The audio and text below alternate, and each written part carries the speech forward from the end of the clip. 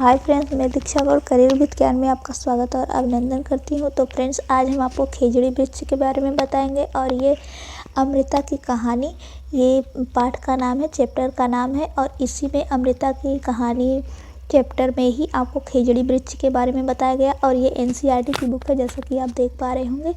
तो फ्रेंड्स, यहाँ से 1 नंबर बनते हैं। खेजड़ी वृक्ष से कई बार क्वेश्चंस बने हुए हैं और मैं आपको ये कहानी पढ़ के सुनाऊंगी। जो इम्पोर्टेंट लाइन्स है वो मैं आपको बताऊंगी। तो फ्रेंड्स, ध्यान से देखिएगा, स्किप बिल्कुल मत करिएगा। तो फ्रेंड्स, मैं आपको खेजड़ी वृक्ष के बारे में अमृता की कहानी सुनाती हूँ। तो फ्रेंड्स, आप देख पा रहे होंगे, ध्यान से आप देखिएगा। जो लाइन इम्पोर्टेंट है मैं आपको बताती चलूँगी। यह बात बहुत पुरानी है, करीब 300 साल पुरानी, और हाँ, यह किस्सा सच्चा है। अमृता राजस्थान में जोधपुर के पास खेजड़ली गांव की रहने वाली थी। जानते हो उस गांव का नाम खेजड़ली क्यों था?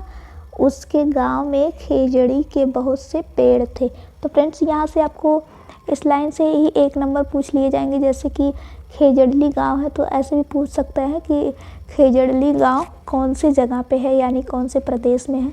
तो ये राजस्थान में पड़ता है। देखिए, अमृता राजस्थान में जोधपुर के पास खेजड़ली गांव की रहने वाली थी, यानी राजस्थान में जोधपुर के पास खेजड़ली गांव पड़ता है। तो आप याद रखिएगा, खेजड़ली जो है वो गांव है और राजस्थान से है। गांव के सभी लोग पेड़ पौधों और जानवरों का बहुत ध्यान रखते थे। गांव में बकरियां, हिरन, खरगोश, मोर और न जाने कितने जानवर बिना किसी डर के घूमते थे। गांव वालों को बुजुर्गों की कही बातें आज भी याद थी।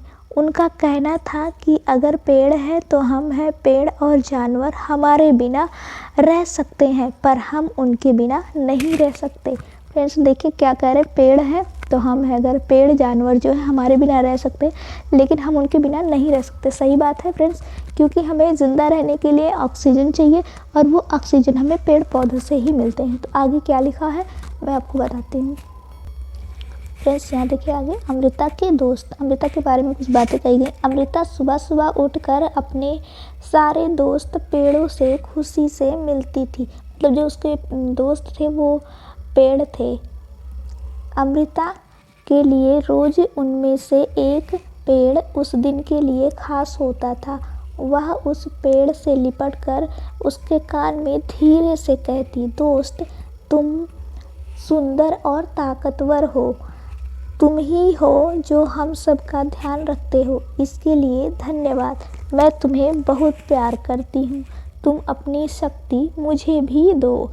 अमृता की तरह गांव के दूसरे बच्चों की भी पेड़ों से दोस्ती थी। वे घंटों पेड़ों की छाया में खेलते थे। फ्रेंड्स, यहाँ देखिए, पेड़ खतरे में। समय बीतता गया, अमृता बड़ी हो गई। एक दिन वह अपने पेड़ों से मिल रही थी, तभी उसने देखा कि गांव में कुछ अनजान लोग कुल्हाड़ी लेकर खड़े हैं। पूछने पर पता चला कि वे राजा के आदमी थे। राजा के कहने पर वे लकड़ी के लिए पेड़ काटने आए थे। लकड़ी राजा के महल के लिए चाहिए थी। फ्रेंड्स, यहाँ से देखिएगा, इम्पोर्टेंट है। यह सुनते ही अमृता के होश उड़ गए। उन आदमियों ने जिस पेड़ को काटने के लिए चुना, अमृता उस पेड़ से लिपट गई। फ्रेंड्स, अमृता उस पेड़ से लिपट गई क्योंकि वह चाहती थी कि पेड़ ना कटे। उन लोगों के डराने धमकाने पर भी वह नहीं हटी। राजा के आदमियों को राजा की बात तो माननी थी, वरना उनकी अपनी जान चली जाती। उनकी कुल्हाड़ी के एक ही वार से अमृता के पैरों से खून बहने लगा। वह गिर गई लेकिन उसने पेड़ को नहीं छोड़ा। फ्रेंड्स, कुल्हाड़ी से राजा के आदमियों ने अमृता के पैरों पे मारा और अमृता के पैरों से खून बहने लगा, लेकिन फिर भी वह पेड़ से लिपटी रही और नहीं छोड़ी। और ऐसा देखकर अमृता को देखकर उसकी बेटियां और गांव के 300 से भी ज़्यादा लोगों ने पेड़ों से लिपटकर अपनी जान दे दी। फ्रेंड्स, ये इम्पॉर्टेंट है। पूछा जा सकता है कि कितने खेजड़ी जो वृक्ष था, खेजड़ी वृक्ष को बचाने के लिए कितने लोगों ने पेड़ों से लिपटकर अपनी जान दे दी। तो 300 से भी ज़्यादा लोग, ये देखिए 300 से भी ज़्यादा लोग पेड़ों से लटक कर अपनी जान दे दिए। ये देखिए, मैं दिखा रही हूँ आपको, ये देखिए सब लोग पेड़ से लिपटे हुए हैं। ये देखिए, पेड़ से लिपट गए, चिपक गए हैं। और ये जो राजा के आदमी थे, इनको राजा की बात तो माननी ही थी, क्योंकि राजा थे, अगर ये इनकी बात नहीं मानते तो इनकी भी जान चली जाती। तो ये सब पेड़ से लिपटे थे और इन्होंने कुल्हाड़ी से पेड़ काटा और साथ में इनको भी घायल कर दिया। तो इस तरह 300 से ज़्यादा लोगों की जान चली गई थी। अब देखिए आगे क्या लिखा है। जब राजा को इस बात का पता चला तो उन्हें यह बात समझ नहीं आई कि लोग पेड़ों के लिए अपनी जान भी दे सकते हैं। वे खुद वहां आए और स्वयं लोगों को पेड़ों के प्रति प्यार देखा। फ्रेंड्स यहाँ देखिए,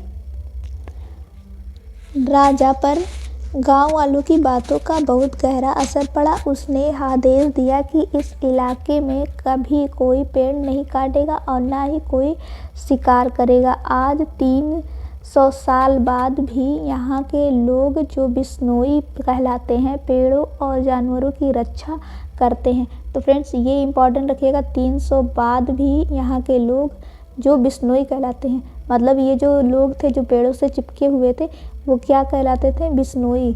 बिश्नोई मान लीजिए एक जैसे एक जाति होती है, तो ये लोग क्या कहलाते हैं? बिश्नोई।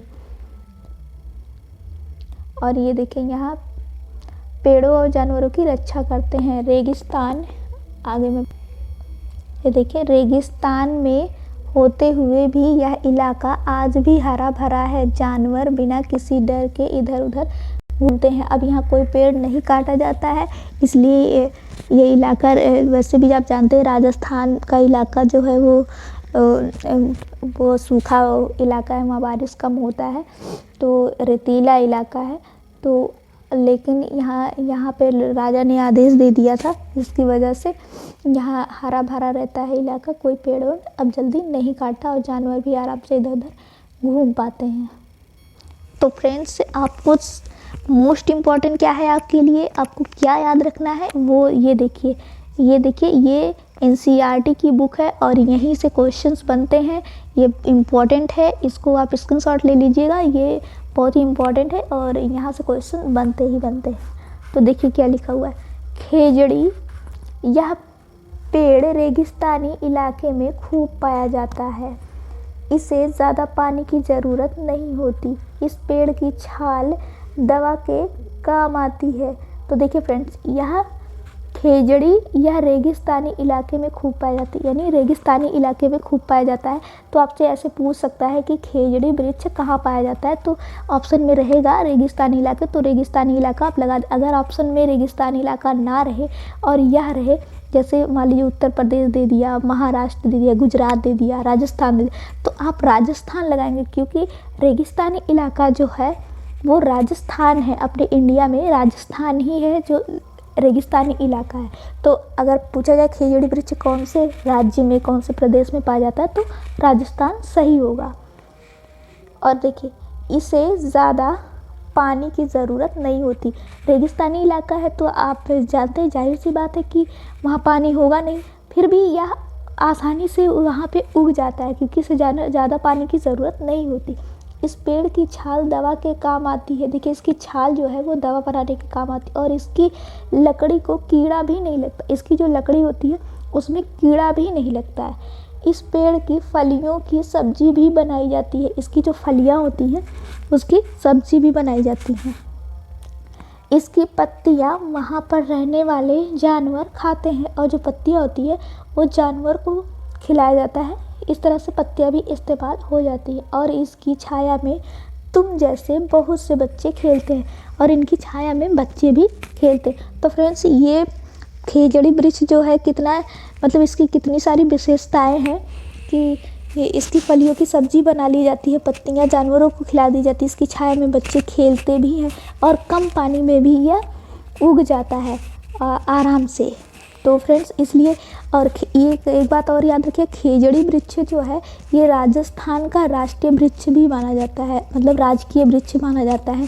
खेजड़ी राजकीय वृक्ष है राजस्थान का, ये भी इम्पोर्टेंट बन जाता है। और याद रखिएगा, इसमें इसकी लकड़ी में जो है वो कीड़े भी नहीं लगते, जैसे नीम की लकड़ी में कीड़े नहीं लगते हैं। और तो फ्रेंड्स, आज के लिए बस इतना ही, मिलते हैं नेक्स्ट वीडियो में। और ये इम्पोर्टेंट टॉपिक था, याद रखिएगा आप इसे। अगर आपको पसंद आए तो सब्सक्राइब ज़रूर करें और अपने फ्रेंडों तक ज़रूर पहुँचाएँ। Okay bye.